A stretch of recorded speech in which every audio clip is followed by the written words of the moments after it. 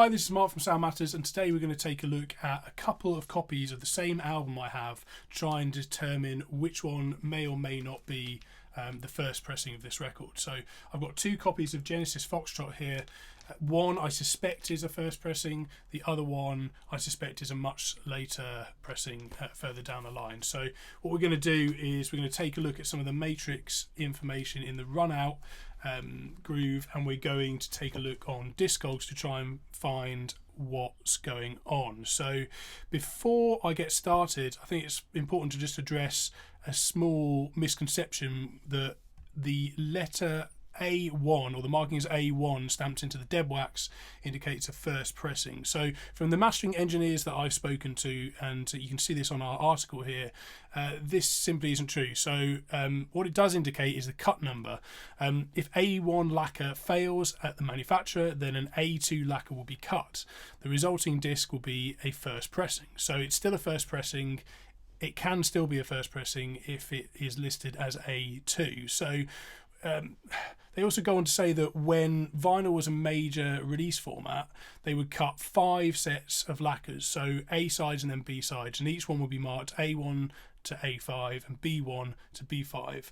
All of the records manufactured would be a first pressing. So it's not as simple as you would just go and take a look and see if you've got A1 in the deadwax of your record and then just conclude that that's a first pressing. That may not be the case. It's better to have a look at some of the records. You know, Discogs is a really good resource for this, and it's kind of kept pretty up to date. You know, it's not impossible that some of the information could be incorrect, but it's going to give us a pretty good idea. So what we really have to do is kind of just take a look at all the information that's listed under a particular listing, and we need to just kind of play detective a little bit. So what I've done is I've taken a look already at the runout groove information of both copies, and this is what I found. So one of the copies has the following information, and the second copy has this information here.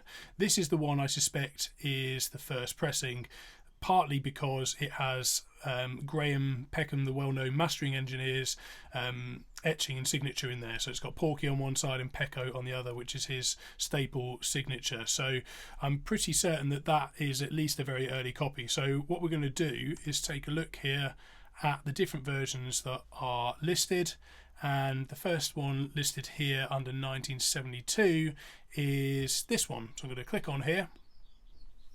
You'll notice that all the versions of this record pretty much in the early stages of the production of this record have the same catalogue number. So again, it's not possible to just take this number here and conclude that it's a first pressing, because multiple pressings of the same record can have the same catalogue number.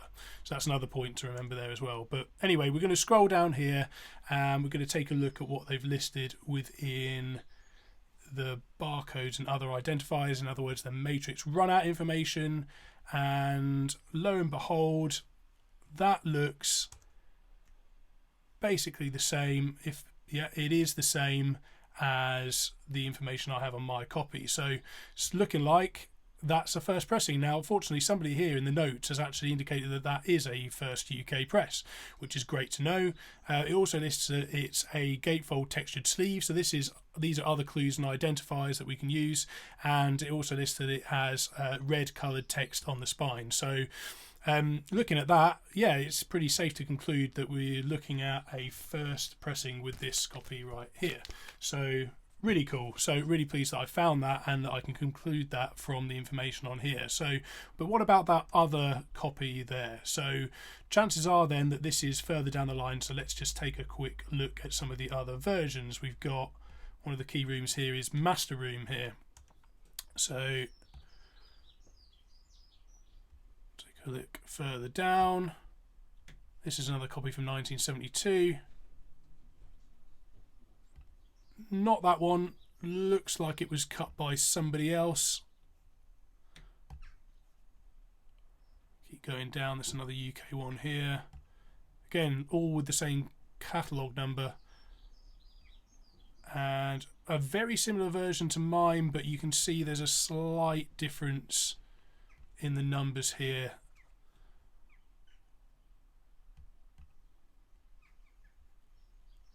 Interesting to note actually as well, whilst we were at that, almost forgot, this one has a an error where the track Horizons on side B is listed as Horizons with an apostrophe S, so there's a bit of a typo on that one as well, and that's not on my copy. Another thing that just concludes that I'm looking at a first pressing there.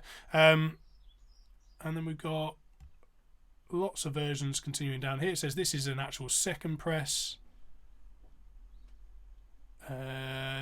Same markings, very similar,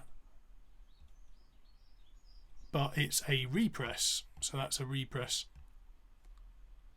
But we know that mine isn't that copy because, looking at the notes, this is a smooth, non-textured, unlaminated gatefold, whereas mine is that textured version that was in the notes earlier on. So you can see this is a bit of a detective game really, because there can be the same things etched in, very similar, but there are other indicators that tell you it might be a repress. This even has RE in there, so it's likely a repress. Just take a look at that anyway, see if we can see similar information from my second copy. That's interesting. So what year was this? 1975. And that's starting to look a little bit more like what we're looking for here. We have master room in here. So looking at these numbers, I can't find exactly the same number, but I can find it's very similar to all of these here. 342003. And then has the master room variant in here.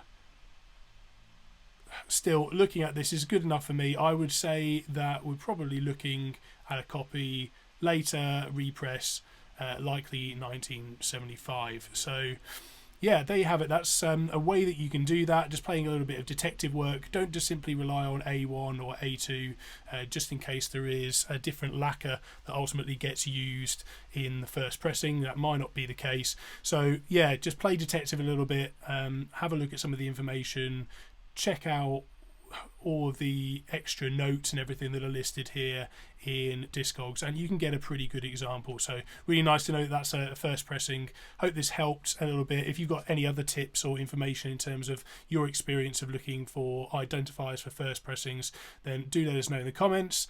Please feel free to subscribe to us, and you will receive further vinyl related videos going forward. And yeah, we'll see you in the next video. Cheers, thanks for watching.